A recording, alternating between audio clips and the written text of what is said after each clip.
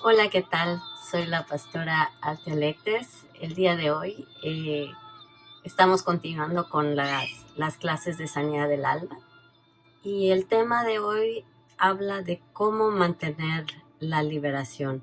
Hemos estado hablando de, de la verdadera liberación, hemos estado hablando de cómo liberar a los niños y al niño que llevamos adentro.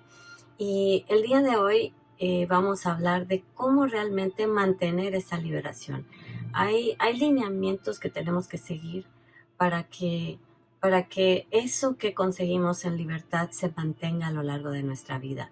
Entonces vamos a comenzar y quisiera hacer una oración.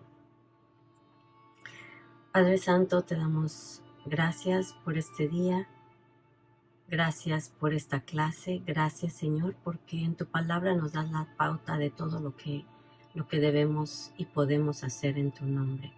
Y este día te pedimos que tomes nuestras mentes, Señor, te entregamos nuestras mentes, te entregamos nuestro corazón y te pedimos, Padre, que vengas a hacer tu voluntad en nuestras vidas y ayúdanos, Padre, a seguir creciendo para ser gente madura, gente que pueda subir a ese monte alto del que habla el Salmo 24. ¿Quién subirá al monte de Jehová? El limpio de manos y puro de corazón. Purifica nuestro corazón, Señor, te lo pedimos en el nombre de Jesús. Amén. Bueno, hermanos, este día me voy a salir un poquito de lo que dice el manual de Carol Thompson que hemos estado llevando de Poseer la Tierra. Y voy a pasar por ciertos lineamientos de una manera un poquito más práctica, de una manera en la que podamos como que entrar un poquito, a lo mejor entro en el formato de Carol Thompson en otra clase, pero quisiera que viéramos de una manera muy práctica eh, lo que dice la palabra acerca de mantener la liberación. Eh, en, en Mateo 12:43 dice así: cuando el espíritu inmundo sale del hombre, anda por lugares secos, buscando reposo, y no lo halla. Mateo 12:44 dice, entonces, es el siguiente versículo, volveré a mi casa de donde salí, y cuando llegue,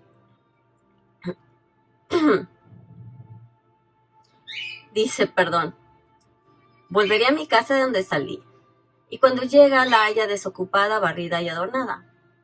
Entonces va y toma consigo otros 7 espíritus peores que él, y entrados moran allí, y el postrer estado de aquel hombre viene a ser peor que el primero. Así también acontecerá a esta mala generación. Entonces, los principios de los que voy a hablar ahorita son principios que queremos aplicar para que esto no se dé. Queremos aplicar estos principios para que la libertad sea permanente. Mientras nosotros apliquemos estos principios, vamos a continuar en nuestra libertad y vamos a seguir creciendo. Entonces, el primer principio es que Jesús tiene que ser dueño absoluto de tu vida. Y por favor vayan tomando nota. Ese es el punto número 1. Jesús tiene que ser el dueño absoluto de tu vida. Toda área en la que Jesús no tiene señorío de tu vida, esa área será pertenencia del enemigo, será pertenencia del diablo con derechos legales. Entonces, en Juan 14:15, volvemos a la escritura que ya hemos visto antes, dice, si me amáis, guarda mis mandamientos, y yo rogaré al Padre, y Él os dará otro consolador para que esté con vosotros para siempre. Entonces tenemos que guardar los mandamientos de Dios. Si nosotros le amamos, Él nos dice, si me amas, guarda mis mandamientos. Y les recuerdo, el primer mandamiento es amarlo a Él, y el segundo más importante, que implica la trilogía del amor de la que hablamos, que amemos a nuestro prójimo como a nosotros mismos. al Padre, a nosotros mismos, para poder amar a nuestro prójimo. Entonces, el punto número 1 es que Jesús tiene que ser el dueño absoluto de tu vida. Tienes que entregarle tu vida, tienes que amarlo con todo tu corazón, con toda tu alma, con todas tus fuerzas, y a tu prójimo como a ti mismo. Ese es el camino que debemos seguir, y eso es lo que debemos buscar, que Él sea el dueño absoluto. No hay otra salida. Punto número 2.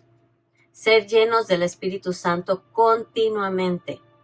Efesios 5:18 dice: no os embriaguéis con vino en lo cual hay disolución, antes bien sed llenos del Espíritu, hablando entre vosotros con salmos, con himnos y cánticos espirituales, cantando y alabando al Señor en nuestros corazones.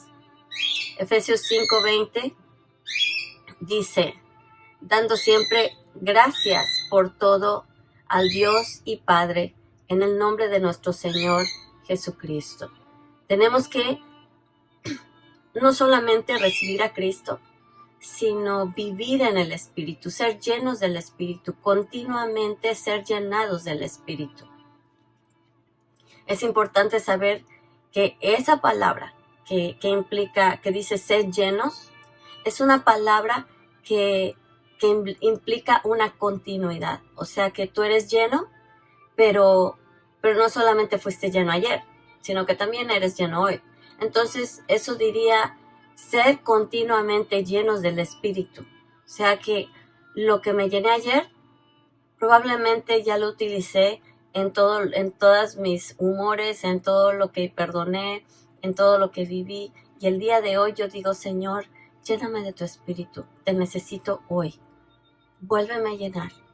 Y no es suficiente que a veces hay personas a las que le pregunto: oye, ¿y tú ya recibiste la llenura del Espíritu? Me dice: sí, oré hace como 1 año. ¿Y no has vuelto a orar para pedirlo? Pues no, pues pensé que una vez era suficiente. Y la verdad es que nosotros hacemos y decimos cosas que bajan cuando no estamos viviendo en el Espíritu y comenzamos a vivir en la carne. Cuando no entramos a la palabra de Dios y no lo buscamos, esa llenura del Espíritu como que desciende, como que la carne, o sea, dice la Biblia que no vivamos en la carne, sino en el Espíritu. Y si la carne, al alejarnos de Dios, comienza a hacer esto, entonces, ¿a qué nivel queda la llenura del Espíritu? Queda aquí abajo. Entonces, cuando nos llenamos del Espíritu, hacemos esto.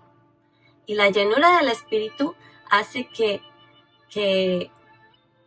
lo que tú tienes del Espíritu sea más fuerte que lo que puede haber de carne.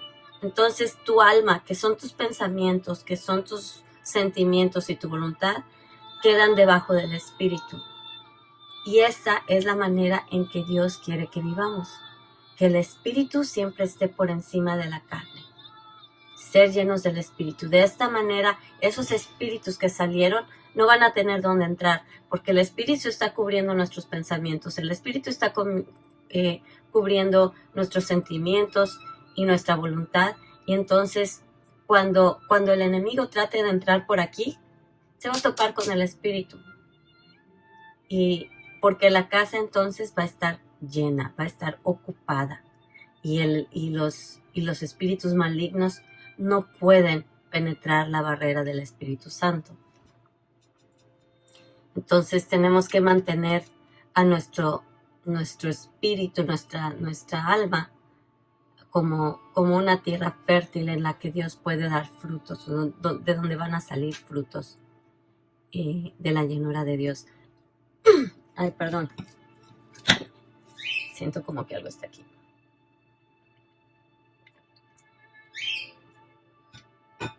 Punto número 3. Leer, confesar y vivir la palabra de Dios. No le hagan caso a mi pájaro, escúchenme a mí. Él quiere dar clase también y no le vamos a dar el gusto. Él no leyó su Biblia hoy. Bueno, el punto número 3 es confesar y vivir la palabra de Dios. La palabra debe salir de nuestros labios pues de la boca bendecimos y maldecimos. Y al confesar la palabra, estamos asentando en el mundo espiritual la verdad y los propósitos de Dios para nosotros, para nuestra vida, y vamos cancelando las mentiras del enemigo. ¿Qué fue lo que le dio? Hemos hablado en las otras clases, ¿qué fue lo que le dio el derecho al enemigo legalmente para estar en nuestra vida? Nuestro pecado, nuestros pensamientos o la manera en que obedecemos pensamientos que están llenos de mentiras acerca de Dios, de nosotros mismos y de otros. Entonces, la palabra dice que conoceremos la verdad y la verdad nos hará libres. Entonces, la verdad de la palabra rompe y destruye las mentiras que han habido en nuestra mente a lo largo de nuestra vida. Y entonces es como vamos a mantener esa libertad. Porque el enemigo es el padre de la mentira y él a lo que viene es a tratar de penetrar mentiras en nuestra mente de tal manera que vivamos con base a una mentira y vivamos una vida nula de poder, una vida en la que no nos atrevemos a levantarle la mano al enemigo porque ay, ¿qué me va a pasar? Y tenemos miedo y una vida en que creemos las cosas erróneas acerca de Dios y acerca de los demás y acerca de nosotros mismos. Son mentiras que el enemigo ha querido implantar. Y la única manera de ser libres es a través de la palabra, a través de la verdad de Dios en nuestras vidas. Entonces tenemos que leer, confesar y vivir la palabra de Dios. El punto número 4 es que tenemos que cubrirnos con la sangre de Cristo y ponernos diariamente nuestra armadura. Y al decir que ponemos nuestra armadura, nos ponemos nuestra armadura, no estoy diciendo que hagamos un rito en la mañana, nada más para decir que oramos para ponernos la armadura, sino que vivamos esa armadura. En la clase de la armadura, la armadura que vimos anteriormente, que a propósito no la he podido grabar en este ciclo, está, si ustedes quieren ver la clase de la armadura está en la página de Casa del Padre. En este momento no la he podido grabar aquí. La di en la iglesia y la grabamos. Entonces, si quieren ver la clase acerca de la armadura, ahí está, en la página de Casa del Padre. Pero en fin, en esa clase lo que enseñé es que la armadura no es una oración que se hace diario, es un estilo de vida. Tú puedes orar 500 veces para ponerte la armadura, pero si no tienes el yelmo de la verdad que te dice, que es el yelmo de la salvación, que cuida tus pensamientos, que sabes que eres salvo, que tú sabes que tu vida fue pagada por Cristo, tu salvación ya fue pagada con un precio. Si no vives en esa seguridad de Dios, tú vas a ir por la vida dudando de quién es Dios y realmente lo que hizo por ti. Tienes la coraza de la justicia que significa una vida recta. No es, ay, yo soy justo y esto es justo y esto no es justo. No, se trata de la palabra que en inglés es la palabra righteousness, que significa una vida recta. Entonces, vimos en la clase de la armadura que la coraza de la justicia es una manera de vivir que pasa el examen de Dios, las pruebas de Dios en cualquier momento. ¿Qué pasa? Que si Dios examina mi boca, no va a encontrar ninguna palabra mala. Que si Dios examina mis pensamientos, no va a encontrar pensamientos de maldad. Que si Dios examina mis actos, no va a encontrar actos de maldad en contra de mi prójimo y ni siquiera de mí misma. Que si examina mi corazón, va a encontrar pureza. Entonces, la coraza de la justicia quiere decir que mis actos, la manera en que yo vivo, van a pasar el juicio de Dios en cualquier momento. Que si Dios llega en este momento y mira todo lo que ya mencioné, va a decir, bien hecho hijo, bien hecho hija, entra al gozo del Señor. Entonces, la coraza de la justicia son actos aprobados por Dios en el que Él puede llegar en cualquier momento y decir bien hecho. Esa es la coraza de la justicia y es un estilo de vida. El cinturón de la verdad, que es la verdad, es la palabra de Dios. La espada del Espíritu, que es la palabra de Dios. O sea, la palabra de Dios tiene poder y el enemigo, cuando nosotros usamos la palabra de Dios dirigida por su Espíritu, tiene un poder. Es la única parte de la armadura que es agresiva. Todo lo demás lo usas para defenderte. Pero la espada es algo que usas para hacer desastre y destruir el mundo enemigo. Por eso Jesús en el desierto usó la palabra de Dios diciendo, escrito está, escrito está. Y si tú tienes suficiente palabra de Dios dentro de ti para decir, escrito está, el enemigo no va a poder agarrarte por sorpresa ni en la curva. El enemigo va a tratar, el enemigo sabe más por viejo que por diablo. El enemigo se sabe la palabra de Dios de Génesis, Apocalipsis, y él la puede torcer en tu contra. No le creas.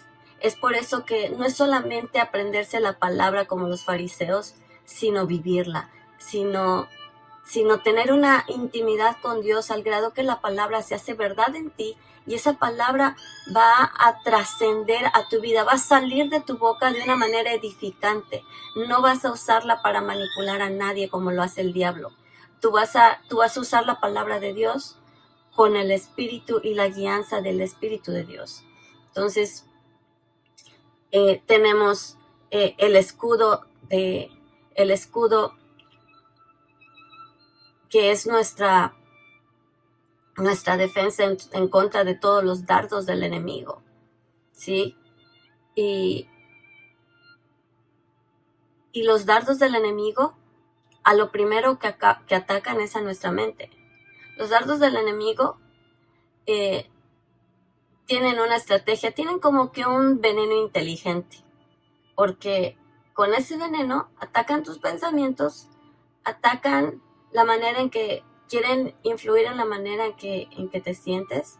Cuando esos dardos traspasan y tú aceptas esos dardos de mentira en tu mente, entonces esos dardos penetran el corazón. Es que como el veneno inteligente puede entrar por la mente, pasa a tus sentimientos, porque lo que pensaste afectó tus sentimientos y últimamente afectan tus decisiones, porque de acuerdo a cómo te sientes, tomas decisiones.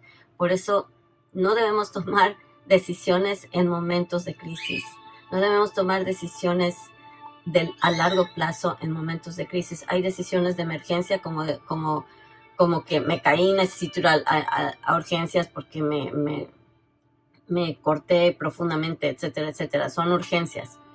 Pero decisiones de qué voy a estudiar, decisiones de a dónde me voy a mudar a vivir, decisiones. Y muchas veces la gente toma decisiones en un arranque de sentimientos de frustración, de miedo, de frustración, y decide mudarse a otro lado a vivir, llevarse a sus hijos, llevarse a toda su familia, y cambia la vida y muchas veces no para bien del resto de su familia, y todo por un arranque.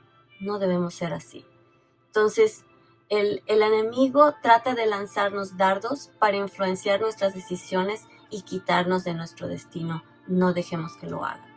Y así podemos ir por toda la armadura. La oración es parte de nuestra armadura y nos dice la palabra que oremos en todo tiempo.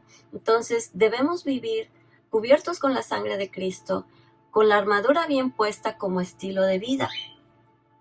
Y ya me alargué en este punto porque es muy importante, pero es algo que debemos hacer todo el tiempo.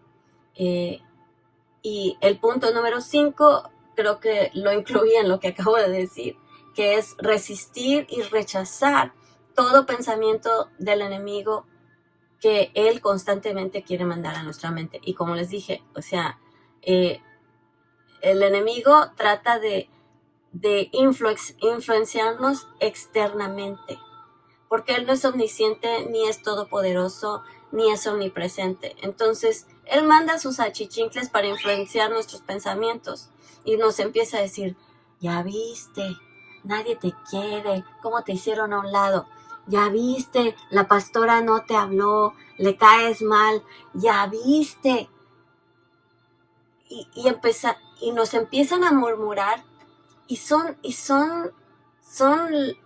dardos que entran a nuestra mente, susurros del enemigo, que entonces, si los empezamos a entretener, nos distraen y nos quitan el enfoque de nuestra vida de oración y de lectura de la palabra y no permiten que realmente demos frutos de lo que leemos y de lo que recibimos en nuestro tiempo de oración.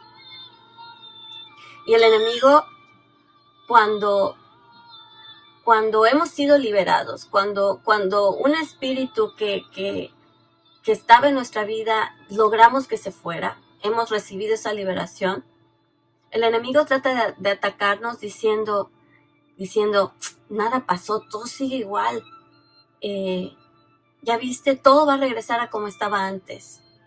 ¿Y qué hacen esos pensamientos? Esos pensamientos le restan poder y te llenan de mentira. Te mienten acerca de Dios, porque Dios, cuando mandó a su Hijo, lo hizo para hacer un trabajo completo, para destruir toda obra del enemigo. Y si el enemigo quiere decirte que no pasó nada, que la oración que hiciste, en la que le diste el señorío a tu vida, la oración en la que fuiste liberado de ese demonio, de ese espíritu, la oración en la que tú fuiste liberado y ese espíritu, no sé, el espíritu de adulterio, de fornicación, lo que sea que haya estado dominando tu vida, el miedo, todo lo que se fue en tu ministración de liberación, el enemigo va a tratar de decirte que no pasó nada. El enemigo va a tratar de decirte que todo regresa a la normalidad. Y no le vamos a hacer caso. No le vamos a hacer caso. Vamos a pararnos en la palabra y vamos a rechazar todo pensamiento. Y vamos a hacer como dice la palabra. Vamos a usar la palabra para derribar toda fortaleza. ¿Y qué son las fortalezas? Todo pensamiento que se levanta en contra de la voluntad de Dios. Entonces, probablemente de lo que antes te agarraba el enemigo, él mismo lo va a volver a querer edificar de nuevo. No, ya perdí el lugar de donde me agarraba. Vamos a ver si logramos que lo vuelva a construir. Y te empieza a bombardear con pensamientos diciéndote, no, ¿ya viste? Eso que te ministraron no sirvió de nada. De todas maneras, ve cómo te tratan. De todas maneras, viste, no te hacen caso. Y no vale nada, tu vida no vale la pena. ¿Para qué naciste? No tienes propósito. Y empiezan las mentiras otra vez. Pero nuestro trabajo, porque esos son los espíritus que no se rinden y que están tratando de voltear para ver si pueden lograr una hendidura para entrar. Pero si tú no les haces caso y dices, diablo, ya no voy a creer esas mentiras, no vas a volver a entrar a mi vida, esos pensamientos yo los cancelo, los rechazo y pongo mis pensamientos bajo la perfecta voluntad de mi Señor Jesucristo. Al controlar la mente de esa manera, el enemigo cada vez va a perder más oportunidades de que tú vuelvas a sembrar la semilla y vuelvan a salir las raíces que ya habías arrancado. No permitas que esas raíces se vuelvan a dar. Nuestros pensamientos tienen la capacidad de agarrar una semilla de maldad o de injusticia y plantarlas de nuevo y que creen raíces de amargura. No lo permitas. No lo permitas. Entonces, en 2 Corintios 10, del 4 al 6, En Filipenses 4:8 4:8, perdón, vemos que el enemigo viene a robarnos la palabra por medio de la duda. Entonces, no dejemos que la duda invada nuestra mente y nuestros corazones. El Señor es fiel y justo para completar la obra que comenzó. Y recuerda, si confesares tus pecados, el Señor es fiel y justo para perdonar nuestros pecados y librarnos de toda maldad. Y donde no hay maldad, el enemigo no tiene de dónde agarrarse y no puede regresar. El punto número 6 es perdonar continuamente. Y en Efesios 4:26 dice: airaos, pero no pequéis, no se ponga el sol sobre vuestro enojo, no des lugar al diablo. Repite conmigo: no voy a volver a dar lugar al diablo. Aquí la palabra nos está diciendo que a diario tenemos que irnos a la cama sabiendo que hemos perdonado y que nuestro enojo no se va a mantener hasta el día siguiente. Airaos, enójate, pero no peques en tu enojo. Que no termine el día estando tú enojado. Porque si estás enojado, probablemente hay un tumulto de sentimientos en los que probablemente no has perdonado. La palabra dice que perdonemos 7 veces 7. Entonces, tenemos que vivir una vida de perdón para que esos espíritus que salieron no vuelvan a entrar. Porque la falta de perdón, como ya lo vimos antes, es algo de lo que el enemigo se agarra. Y en la clase vimos una frase específica, decía que no hay sustituto para el perdón. Entonces, el que alguien te diga, no, pues voy a orar por ti y en el nombre de Jesús, espíritu de falta de perdón. No, el que decide perdonar o no eres tú. Y tú eres el que tomas la iniciativa para decir, voy a perdonar, voy a tomar la decisión de perdonar, no porque lo siento, sino porque es un mandato de Dios. Y en ese mandamiento yo me mantengo libre de las artimañas del enemigo. Entonces, el perdonar te mantiene libre. Otro punto número 7. Ya pasaste por un proceso de sanidad, ya fuiste liberado, ya encontraron los espíritus que te estaban atormentando, ya los sacaron, ya pediste perdón, ya perdonaste. ¿Qué sigue? Y ahí es donde viene el punto número 7. Una de las cosas que tenemos que hacer para mantenernos libres es alejarnos de las amistades incorrectas. Mantente con las amistades correctas. ¿Por qué? Porque si tú estás en un punto vulnerable donde apenas haz de cuenta que acabas de salir de una enfermedad, tu sistema inmunológico se está recuperando y tienes que vitaminarte, tienes que comer bien, tienes que cuidar tu entorno para no volverte a contaminar. Entonces, cuando tú mantienes tus amistades antiguas y has sido liberado, tú te estás exponiendo a constantemente recibir los mismos mensajes y escuchar las mismas mentiras que te hicieron llegar al lugar a donde necesitaste, de lo que necesitaste ser liberado. Entonces, una de las primeras cosas que tienes que hacer es alejarte de aquello que te causó pecar y darle entrada a los demonios. Que si cometiste adulterio, tienes que alejarte del lugar donde está la persona con la que cometiste adulterio. Si tienes que cambiar tu teléfono, si tienes que aún renunciar a un trabajo o despedir a alguien. ¿Por qué? Porque si en ese lugar tú estás forzado a convivir con esa persona de una manera muy cercana, estás constantemente expuesto a volver a caer. Entonces, tienes que alejarte de esas amistades, tienes que alejarte, y los jóvenes, los muchachos que con sus amigos, que no, es que he escuchado a alguien que dijo, no, pues es que mis amigos que fumaban droga y se drogaban, yo voy a regresar con ellos para hablarles de la verdad. Perdóname, pero no es el momento. Si tú fuiste liberado y tú recibiste libertad de algo, no regreses al lugar de la cloaca, no regreses al lugar que te contaminó.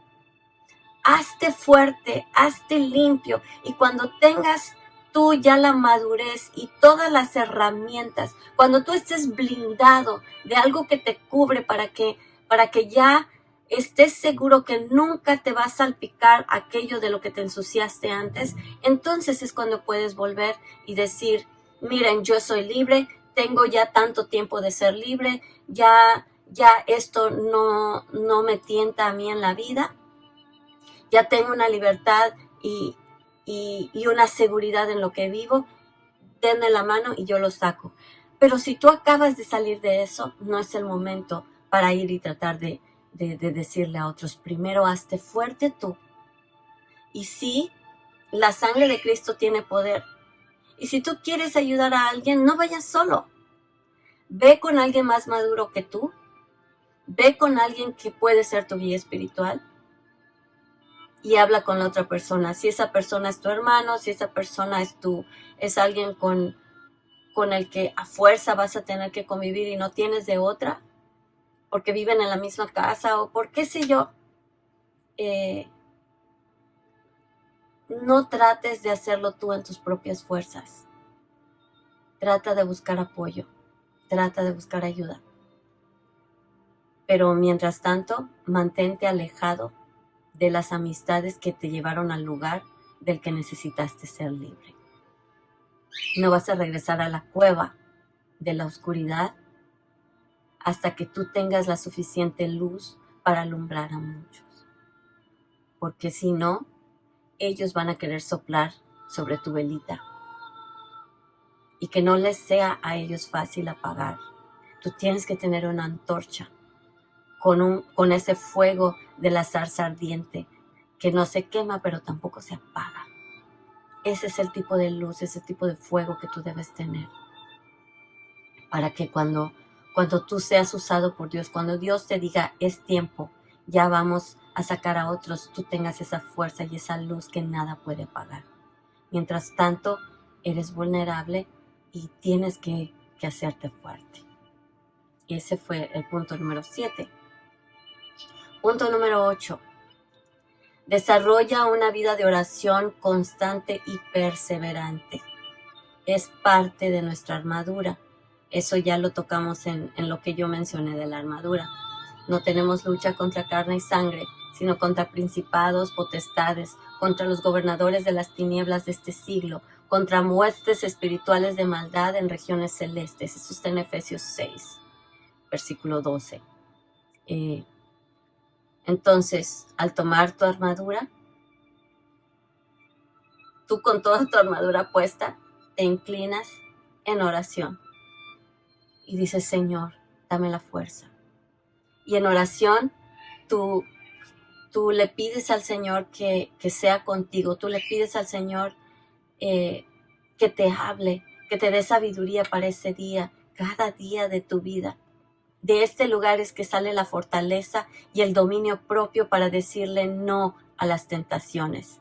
Las tentaciones a mentir, las tentaciones a robar, las tentaciones a no perdonar, a volver a drogas, a volver a ver a la persona que te hizo caer en adulterio, la persona con la que fornicaste, la persona con la que te metías en chismes.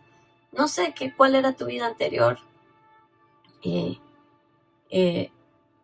Y hoy en día, por ejemplo, tenemos una situación donde hay videojuegos que vuelven a la persona adicta. Y esa persona se vuelve tan adicta a estos juegos que ese juego se vuelve un ídolo. Se vuelve un ídolo cuando tú no estás dispuesto a pasar 20 minutos, 15 minutos, media hora con Dios, pero estás dispuesto a pasar 2, 3, 4, 5 y 6 horas en un juego que te quita todo el resto del día, tienes un ídolo. Y si tú no desechas a ese ídolo de tu vida, ese ídolo te va a volver a alejar de Dios. Y probablemente en esos juegos llega el momento en que estaba yo, por ejemplo, checando este videojuego que se llama Minecraft. Y ese juego parece que no, sí es estimulante a la creatividad, que no sé qué, pero llega un momento en que hay unos niveles que hacen conjuros y están invocando a demonios. Y yo me quedé así, porque se ven así como legos y se ven cositas, pero luego empecé a ver que tienen hasta tutoriales de cómo invocar a ciertos demonios para que vengan a tu juego. Entonces dime, o sea, el enemigo es muy astuto y comienza a meterte cosas. Cuando te das cuenta ya lo hiciste, cuando te das cuenta ya invocaste, cuando te das cuenta y todo comenzó como algo, pero ¿qué pasó? Que le entregaste tu tiempo, le hiciste un altar, se volvió un ídolo y por lo tanto ese ídolo te tomó la mente y no te permitió ver con sabiduría y con discernimiento, porque le dedicaste más tiempo a eso que a tu vida con Dios. Aguas. Una de las cosas muchas veces de las que nos tenemos que alejar son ese tipo de cosas. Y lo digo aquí porque hay muchos adultos que son adictos a este tipo de cosas. Aguas. Entrégale a Dios todo. Bueno, pero estaba hablando acerca de lo que es la vida de oración. Cuando tú tienes una vida de oración, tú constantemente te estás poniendo bajo la cobertura de Dios. Tu vida de oración no solamente son los 15, 20 minutos que tú pasas en tu devocional. Tu vida de oración es una vida constante, es una vida en que tú hablas con Dios cuando manejas, hablas con Dios cuando estás en el autobús, hablas con Dios cuando estás cocinando, hablas con Dios. Tu vida de oración no para en el momento en que te subes de tus rodillas un rato en la mañana. Tu vida de oración es una vida constante. Y esa vida de oración hace que tú tengas presente a Dios cada minuto de tu vida y que Dios tenga la autoridad y el derecho de entrar y ayudarte a tomar decisiones en los momentos en que no tienes tiempo muchas veces para decir, espérame tantito, me voy a ir una hora y después te digo, sino que como tú estás viviendo en esa presencia, tú estás teniendo discernimiento y estás teniendo sabiduría. Y en el momento en que te agarran o te quiere agarrar alguien en curva, tú ya tienes alrededor de ti la presencia de Dios que te va a hacer discernir y saber qué es bueno y qué es no. Y decir no o decir sí de acuerdo a su voluntad. Entonces, la oración, en ese lugar recibes dominio propio, recibes sabiduría, recibes discernimiento, recibes todo lo que necesitas. Y pues vamos al punto número 9, que es crucificar la carne todos los días. Gálatas 5:18 nos dice que la carne es todo lo que se hace de manera independiente de Dios. Y pues vamos a ver Gálatas 5:18. Se los quiero leer, porque después de eso vienen otros versículos que hablan de vivir en el Espíritu.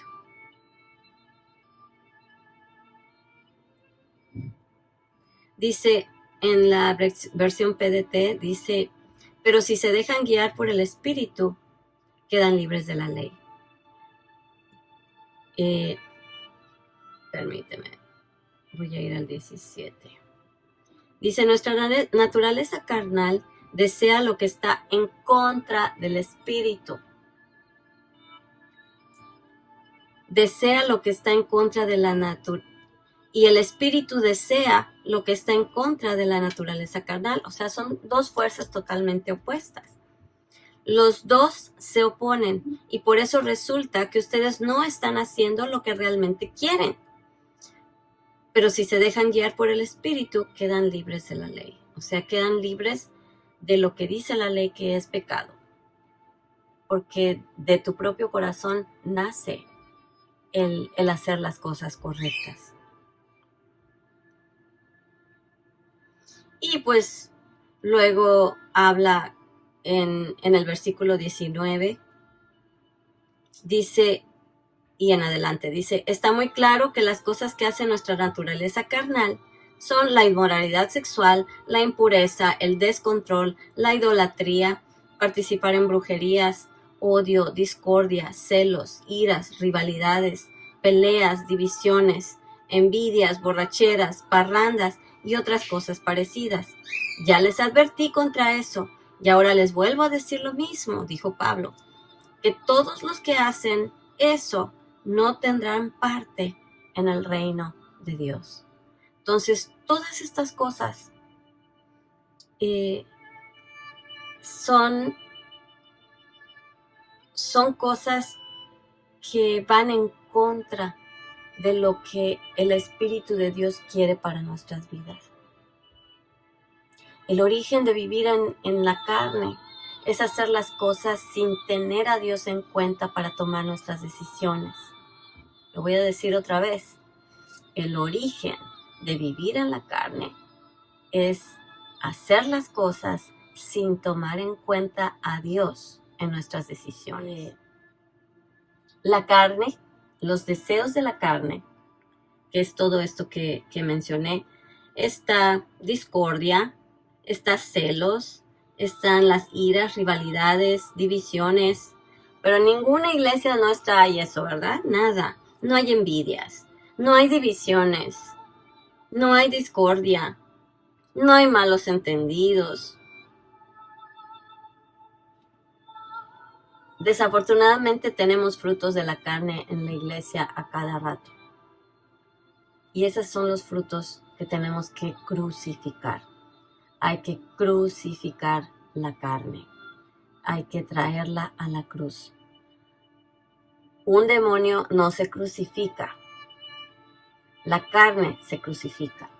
Entonces, el chisme solamente atrae un chisme de demonio cuando tú chismeas. Cuando tú te vuelves chismoso, tú tomas la decisión de seguir un chisme. Eso atrae al espíritu, pero el espíritu de chisme no lo vas a crucificar. Lo que vas a crucificar es tu vida de chisme. Es la manera en que tú cediste a la carne al hablar de otras personas, al decir lo que no tenías que decir. Fue una decisión tuya. Es algo que está en tu carne y por lo tanto tú lo tienes que crucificar. Y después le puedes decir al espíritu que se vaya. Entonces, tú tienes que vivir una vida en la que crucificas la carne, en la que tú puedas decir, como dice Gálatas 20:20, ya no vivo yo, sino Cristo vive en mí. Y la vida que ahora vivo en la carne, en este cuerpo de carne y hueso, la vivo en la fe en el Hijo de Dios. Ya no vivo yo.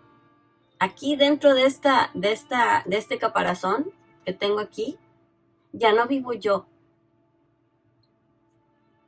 sino Cristo vive en mí. Y la vida que esta carne, estos huesos viven, la viven en la fe en el Hijo de Dios. Punto número 10. Tenemos que congregarnos. Tenemos que ser parte del cuerpo de Cristo. Debe ser un hábito el congregarse para todo cristiano. Mientras estamos congregándonos y bajo cobertura de nuestras autoridades, el enemigo no puede atacarnos sin toparse con guerra. La casa donde nos congregamos tiene protección y es un lugar de edificación y crecimiento. Hay personas que te cubren la espalda. Es una guerra espiritual. Por eso veíamos antes la escritura que decía nuestra batalla no es contra carne y sangre, sino contra principados, potestades. ¿Qué haces tú solito tratando de pelear en contra de todos esos demonios? No puedes. Tú solo no puedes. Por eso somos un cuerpo. Por eso nos necesitamos los unos a los otros. Cuando tú te congregas, tú eres parte de un cuerpo. La Biblia dice que somos diferentes partes, somos con coyunturas. La coyuntura viene a ser el sacrificio de Cristo que nos une a todos. Y en esa unión, esta mano puede rascarme cuando tengo comezón. Estos ojos pueden ver el camino para que mis pies no se tropiecen.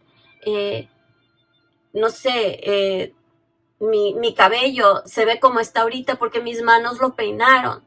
Y así somos en el cuerpo de Cristo. Nos ayudamos los unos a los otros. Perfectos no somos. Porque de repente me corté mal una uña y quise rascarme y ¡ay! Me raspé y me salió sangre. Todos somos imperfectos. Y de alguna manera, ten por seguro que alguien puede que te lastime aún sin darse cuenta. Pero es necesario que nos congreguemos para poder crecer juntos. Estamos en un lugar donde podemos crecer, donde podemos aprender, donde hay enseñanza, donde hay oración. Cuando tú entras en un tiempo de tribulación, cuando entras en un tiempo de prueba, hay un cuerpo que te cubre. Y cuando tú eres lo suficiente humilde para decir, necesito ayuda, necesito que me cubran en oración, el cuerpo viene, te cubre y te levanta. Cuando te enfermas, alguien ora por ti y sanas. Cuando estás pasando por un problema económico, existe la posibilidad de que alguien en la congregación pueda ayudarte. Cuando no tienes trabajo, alguien te da un trabajo. Pero más que nada, tú no vas a la iglesia para satisfacer tus necesidades. Tú vas a la iglesia para honrar a Dios, para demostrarle tu amor porque Él te pidió que te congregues. Y vas tú para tú aportar algo. No tienes derecho a pedir que alguien aporte algo a tu vida si tú no estás dispuesto a aportar a la vida de otros. Entonces nosotros nos ofrendamos para aportar a la vida de otros. Y esa es la vida de una congregación, donde nos edificamos y nos ayudamos a salir de hoyos y de baches. Y nos damos de la mano para seguir en el camino. En Hebreos 10, 23 al 25 dice, mantengamos firme, sin fluctuar, la profesión de nuestra esperanza, porque fiel es el que prometió. Y considerémonos unos a los otros para estimularnos al amor y a las buenas obras, no dejando de congregarnos como algunos tienen por costumbre, sino exhortándonos, y tanto más cuando veis que aquel día se acerca. ¿Qué día se acerca? Estamos de acuerdo en que en estos momentos hay situaciones bastante difíciles en las que nos necesitamos los unos a los otros. Voy a leerlo en la versión PDT. Dice así, mantengámonos firmes en nuestra esperanza, porque Dios cumplirá lo que prometió. No dejemos nunca de hablarles a los demás de nuestra fe. Seamos solidarios, ayudemos a los demás a demostrar su amor y a hacer el bien. Algunos están faltando a las reuniones y eso no está bien.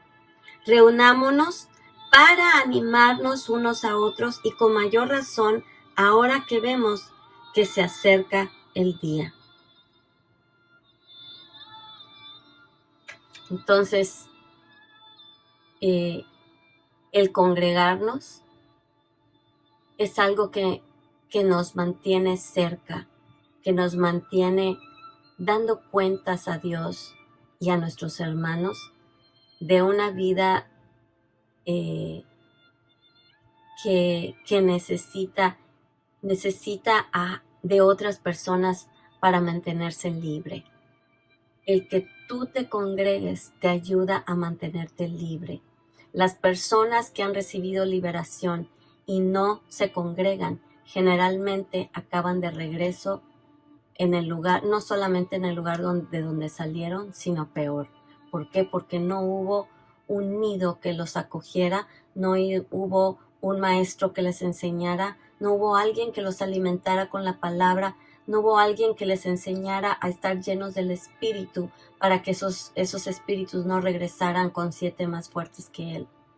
El que tú te congregues hace que tu libertad se prolongue cada día, cada día, cada día. Porque si tú eres lo suficiente humilde para reconocer que necesitas ayuda, la ayuda viene. Y la ayuda viene aún de las personas que menos te imaginas. Puede ser que tú seas un magnate de mucho dinero y la ayuda que te va a salvar de los demonios venga de un afanador, de una persona que probablemente no tenga el dinero que tú tienes, pero tiene 10 veces más sabiduría en la palabra de Dios que tú y te puede llevar a lugares que te van a edificar grandemente. Entonces, tenemos que ser humildes, congregarnos y reconocer que la riqueza en el reino de Dios no viene de cuánto tienes ni de lo que aparentas, sino de la pureza, la riqueza que Dios ha puesto en ti, que es lo que la gente se va a llevar al cielo cuando el Señor nos llame a su presencia. Cuando el Señor te llame a su presencia, no te va a preguntar cuánto tienes, cuántos carros tuviste, cuántos trabajos, hasta dónde llegaste en la empresa. No te va a preguntar eso. Te va a preguntar cómo derramaste, cómo fuiste conducto del amor de Dios a todos los que te rodeaban. Cómo ayudaste a los que menos tenían. Y cómo cumpliste tu misión en la tierra. Entonces, es algo que tenemos que tener en mente. Y voy a repasar de uno en uno todos los puntos que voy a mencionarlos. Todos estos puntos que acabo de decir. El número 1 es que Jesús tiene que ser dueño absoluto de tu vida. Número 2, tenemos que ser continuamente llenos del Espíritu. Número 3, leer, confesar y vivir la palabra de Dios todos los días. Número 4, cubrirse con la sangre y la armadura de Dios. Número 5, resistir y rechazar todo pensamiento que el enemigo ponga en tu mente. Número 6, perdonar continuamente. Número 7, mantenerse con las amistades correctas y alejarse de las amistades incorrectas. Número 8, desarrollar una vida de oración constante y perseverante. Número 9, crucificar a la carne todos los días. Y número 10, congregarse de una manera constante, regular. Te congregas en la iglesia, en tus células, en tu discipulado. Escúchame bien. Las iglesias, cuando crecen, tú eres parte del crecimiento de una iglesia. Y vuelvo a decir y vuelvo a recalcar. Una iglesia bien organizada y una iglesia que ha alcanzado cierta madurez, tiene líderes que han sido asignados por los pastores para guiarte, para llevarte a la verdad. Si tú no aceptas la guianza de esos líderes, no quieres ir a una célula porque no son los pastores, no quieres ir a un discipulado porque tú solo recibes del pastor. Perdóname, pero eso es una actitud de soberbia. que tienes que traer a la cruz y es un fruto de tu carne y tiene una raíz que se tiene que tratar. Cuando tú tienes la humildad de reconocer la madurez en otros hermanos, aunque no sean los pastores, y someterte, ir a tu célula, ir a tu discipulado, aceptar que la palabra de Dios y el Espíritu de Dios es el mismo en los pastores que en ti, que en ti y que en otra persona. Imagínate que tú llegues a una madurez espiritual, que tú llegues a ese lugar donde tengas ya la madurez y el conocimiento espiritual para ser un líder, y que alguien venga a ti y te diga, no, yo no quiero ir contigo, yo prefiero ir con el pastor. Primero que nada, vas a limitar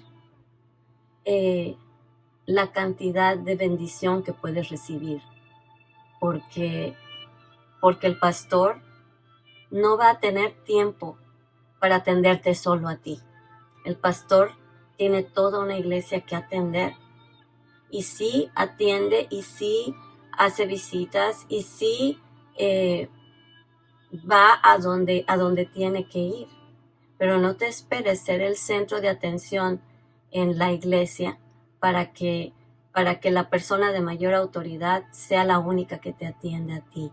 Sé humilde para recibir de otras personas que los pastores, esos pastores en los que tú confías, han tomado la decisión de delegar a otras personas. No dejes de congregarte porque tu pastor no te fue a visitar o porque tu pastor no tuvo tiempo. Lo que debes de hacer es buscar a quién ha asignado el pastor para atender a las personas que a él no le da tiempo de atender porque son demasiadas.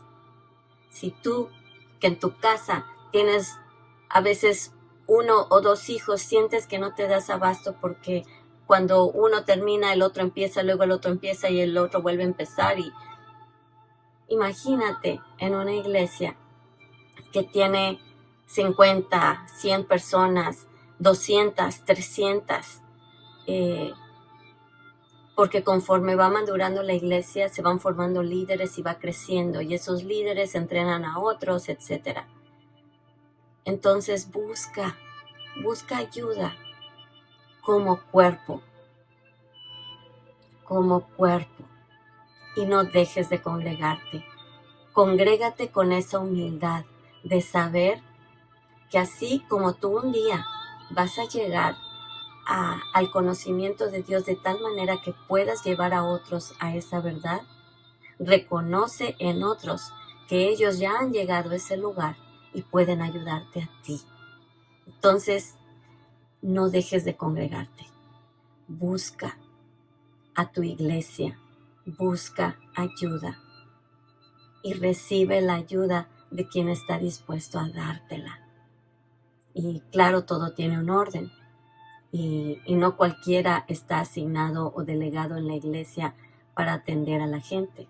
En el caso de nuestra iglesia, nosotros ya tenemos asignadas a ciertas personas que han sido fieles, que han demostrado amor a la congregación, que son fieles no solamente en asistir a la iglesia, sino en servir, que cuando se necesita ayuda están ahí, que cuando alguien está en necesidad, oran, se preocupan.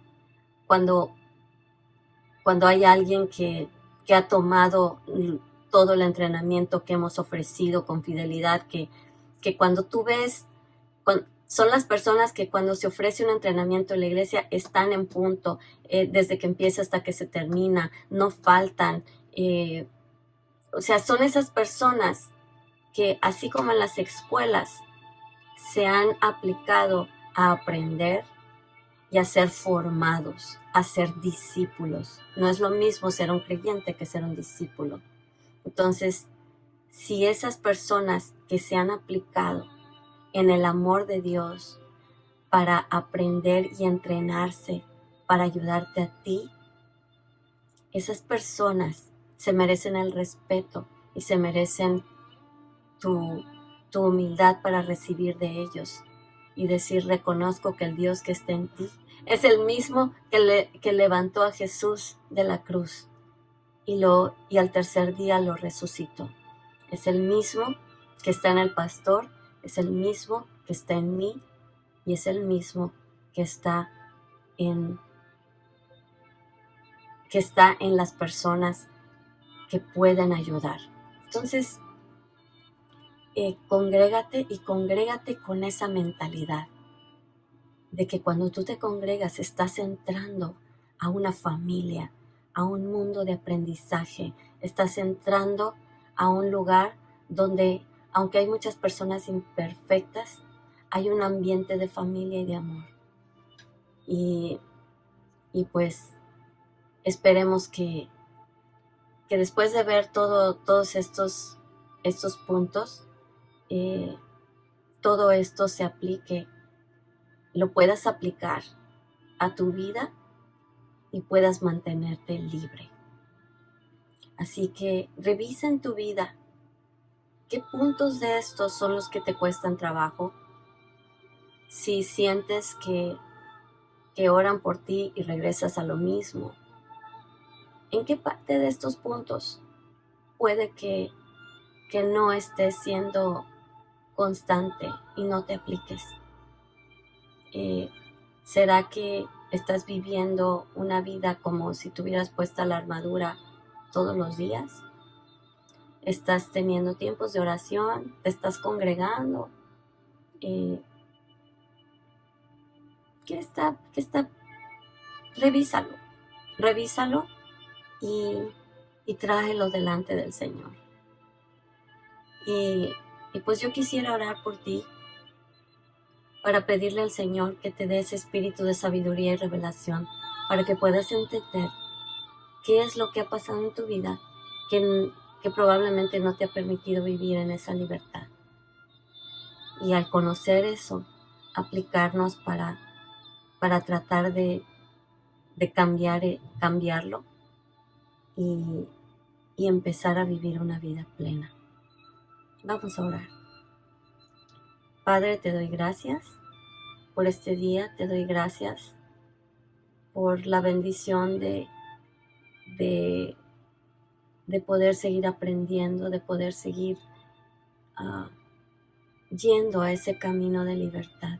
En este momento, Padre, quiero pedirte por cada una de las personas que está viendo esta clase, por cada una de las personas que no había entendido por qué su vida como que estaba dando el círculos y en este momento ha recibido claridad. Yo te pido, Padre, que cada una de las personas que nos están viendo en este momento reciban una nueva llenura del Espíritu. Dile ahí donde estás, Señor, reconozco que no te he pedido desde hace mucho tiempo, que no me he acercado a ti, que he vivido en la carne. Y en este momento yo te pido que vengas a mi vida, que seas tú el que llene mi mente, que llene mis sentimientos, llene mi voluntad. Quiero vivir en el Espíritu y no quiero vivir en la carne. Ayúdame a entender, Señor, a poner las prioridades en el lugar correcto. Ayúdame a alejarme de las personas que no edifican mi vida y que al contrario me llevan a la tentación y me hacen caer una y otra vez.